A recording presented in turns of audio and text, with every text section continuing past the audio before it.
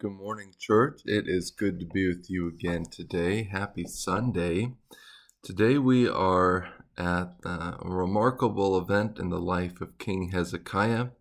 We're going to talk about Hezekiah's failure tomorrow, but today he's doing good stuff, except that when the king of Assyria came against him, instead of completely trusting in the Lord God, he decided that he needed to send a tribute. And even that wasn't effective enough for the king of Assyria to leave, so he came and besieged Jerusalem. But Isaiah says, "This will be a sign for you. This year you will eat what grows on its own, and in the second year what grows from that. But in the third year, sow and reap, plant vineyards and eat their fruit. The surviving remnant of the house of Judah will again take root downward and bear fruit upward. The remnant will go out from Jerusalem, and survivors from Mount Zion. The zeal of the Lord of armies will accomplish this." So to Hezekiah's credit, when his attempt at the bribe or the payoff failed, he does return to God. He goes to Isaiah. And what struck me the most about Isaiah's promise was that this is the same instructions that they received when they first went into the promised land in terms of eating the food of that area. And it's almost as if Isaiah is saying, you'll have a fresh start. Things will start over for you, and you'll continue to pursue God and live for him, and he will continue to be with you in this land. You've not been abandoned. Now, regrettably, Hezekiah's son and the last part of Hezekiah's life is marked by a sharp departure from God. And even though they'll have a few more years in this land, their time is running out, not because God is not faithful to his promises, but because the people are prone to disobedience.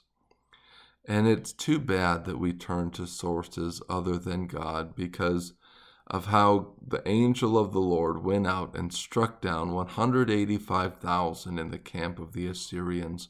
It's a historical record, not of this death, but that suddenly the king of Assyria broke off this siege.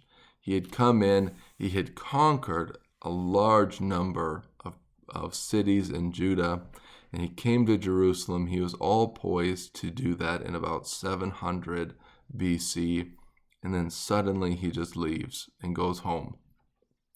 The king of Assyria wrote on his own notes that it was because of the payoff, and they just decided to leave. The Bible records the real history that they suffered a massive loss and they could no longer sustain the siege. And God will always come through. He fights our battles for us. Moses, he was told the people, the Lord is fighting for you. You just have to be silent. Another area that we should be silent that I think we ought to talk about today is how we talk about our fellow Christians. "Brothers and sisters," James wrote in chapter 5, verse 8, "do not complain about one another so that you will not be judged. Look, the judge stands at the door." And yesterday we read, "Don't criticize one another, brothers and sisters. Anyone who defames or judges a fellow believer defames and judges the law. If you judge the law, you are not a doer of the law, but a judge. There is one lawgiver and one judge who is able to save and to destroy. But who are you to judge your neighbor?" How we talk, what we say about each other, how we communicate is critical. Matthew 18 reminds us the right way to deal with a complaint or an issue is to go to the person. What a surprising way to deal with a conflict. So Christians, I'm encouraging you to trust God today, like I do almost every single day. Believe that he is with you, that he's able to fight your battles. Don't send a tribute to the world. Don't try to pay it off with anxiety or worry or fretting.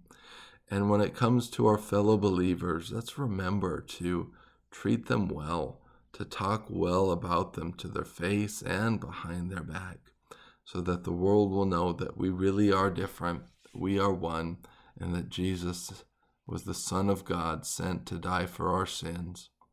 I love you, church, and I look forward to talking to you soon again.